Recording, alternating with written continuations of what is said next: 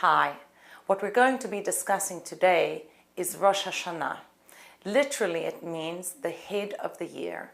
And one of the unique things about Rosh Hashana is the fact that it is 2 days. That means even in the era when the moon was set by testimony from witnesses and it affected whether we would have a holiday that was 1 day or 2 days, Rosh Hashana was always 2 days. And Chassidut explains to us that there are actually 2 themes in Rosh Hashana that are an elaboration and expansion on one central theme. The one central theme is the elevation of the worlds. You know, when you have a birthday, on that day, you're receiving life and vitality from a new source in the heavenly realms. You've never had access to that kind of godly vitality. So too for the whole world. On the day that the world has another birthday, that signifies access that the world has to higher levels of godliness. And through that, we can actually elevate the whole world back to its source so that we begin to manifest godliness here in the lower realms. And Rosh Hashana is 2 days, and those 2 days, Chassidut tells us, are the inner and the outer aspect of this central theme of elevating the world. So that's what we want to look at today.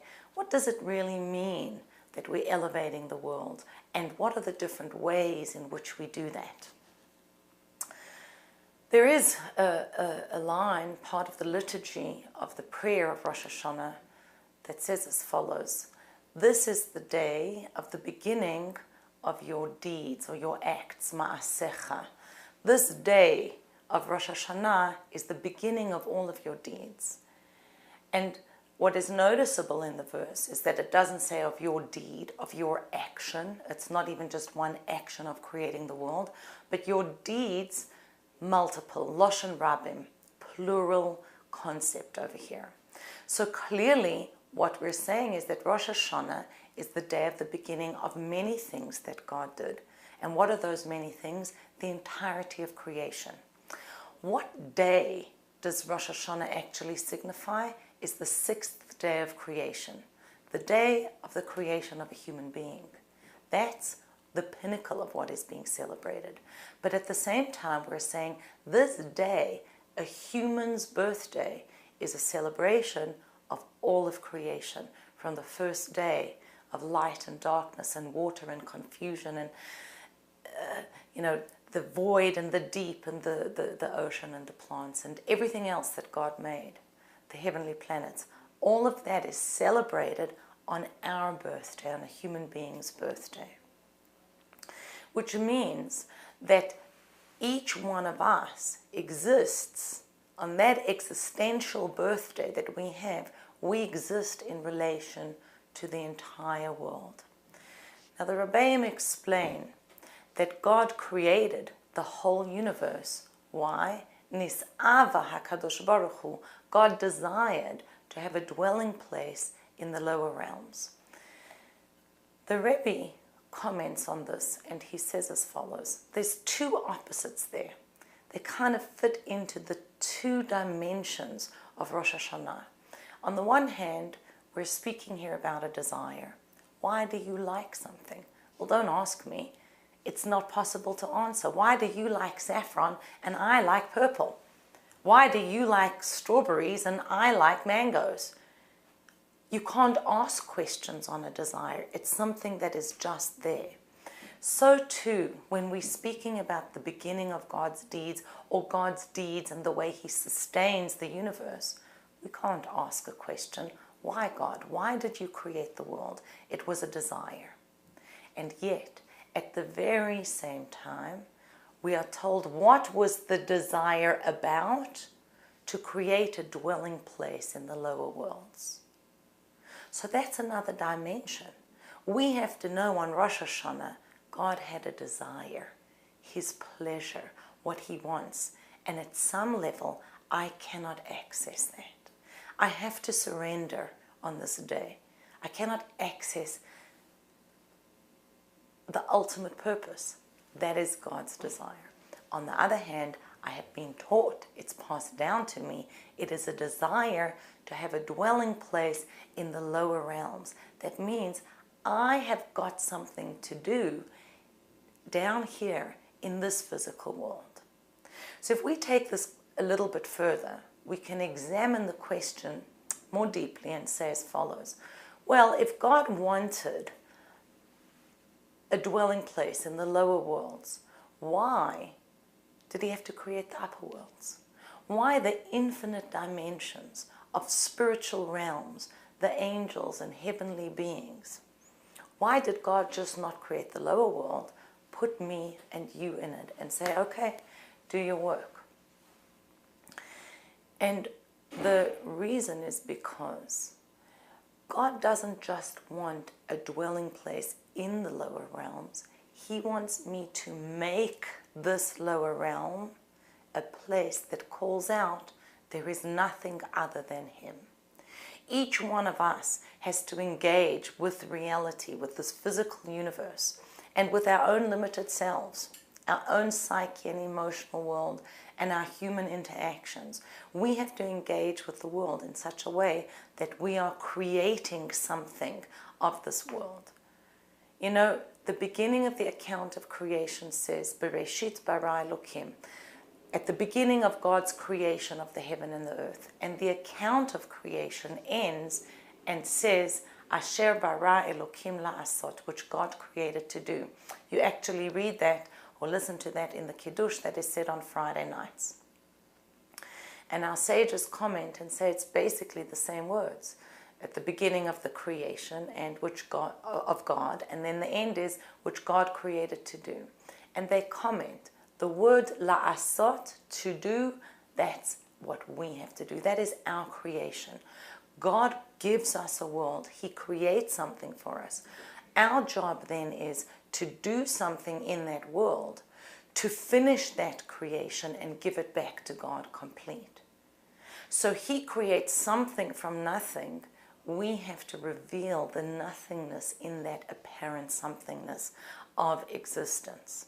And in doing that, we take the world not just back to its point of departure, but to something that exists on an infinitely higher level.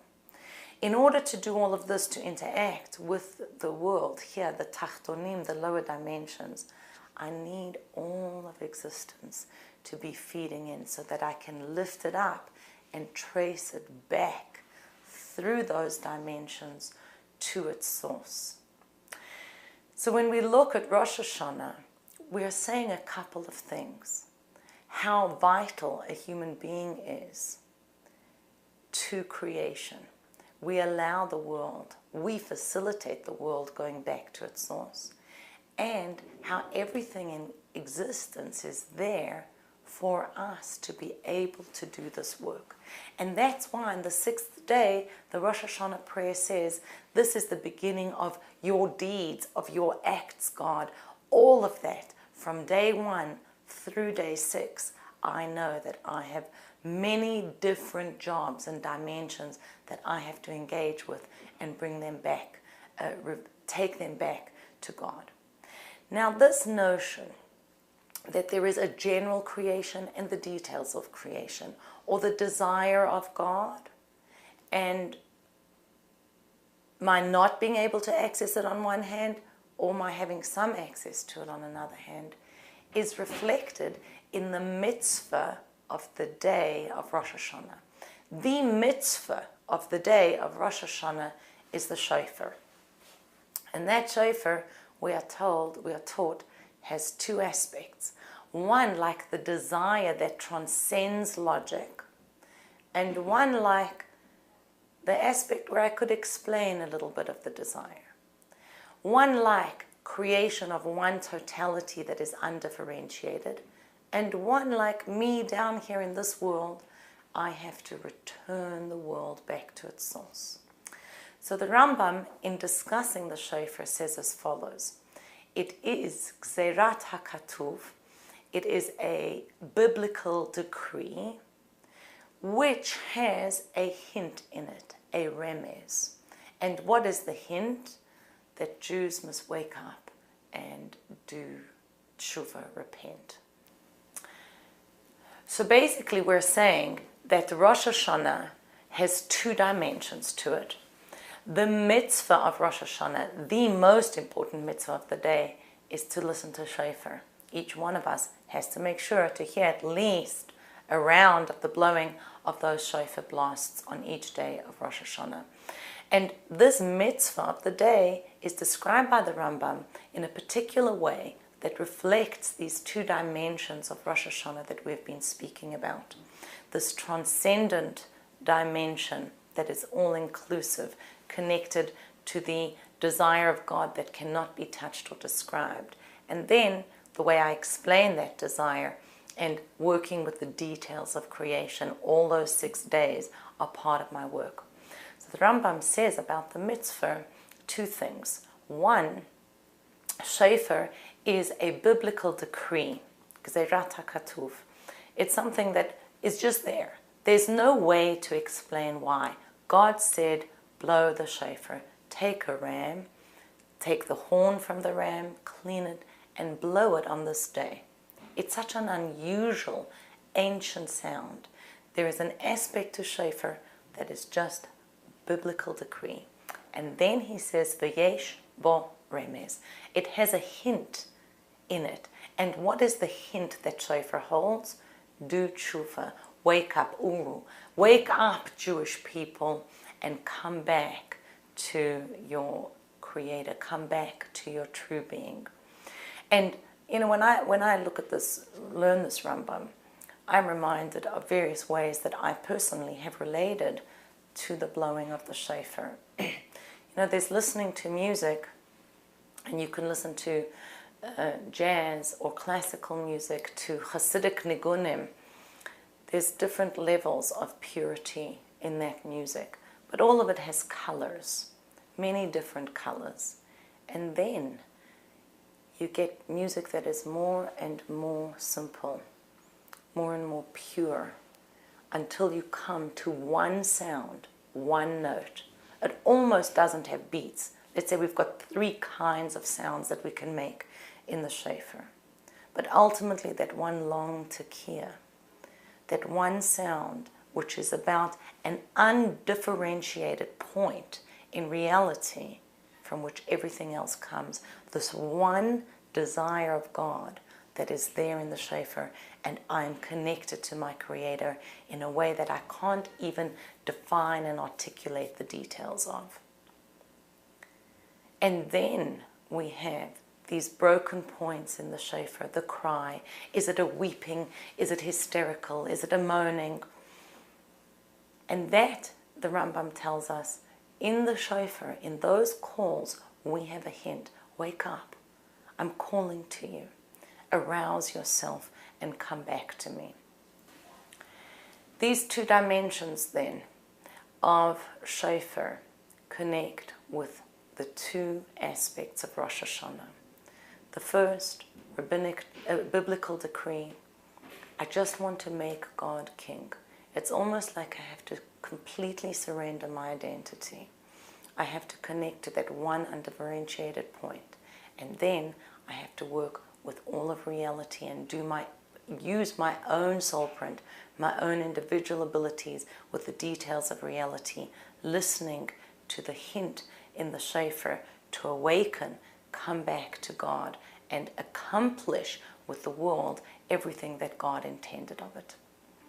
So at this point, what I would like to do is wish everyone a wonderful year, a good year and a sweet year. In alignment with what we've been saying, each one of us comes into the world and we all have a collective mission to make this world a dwelling place for God. At the same time, each one of us has our own unique way of doing it. Your way is not my way, is not her way, is not his way. Each one of us has the ability and the obligation to activate our soul print and to put it out there in the world. So I bless us all that we be able collectively to connect with that one undifferentiated point, God exists and nothing else. I just surrender to that. And that we be able to bring in the colors of our existence, move to a different place from the white light. I bring in the colors of who I am, your uniqueness, your individuality, and give that back to God. He gives us the world, and we give it back to Him in an altered form. Have a happy and sweet New Year.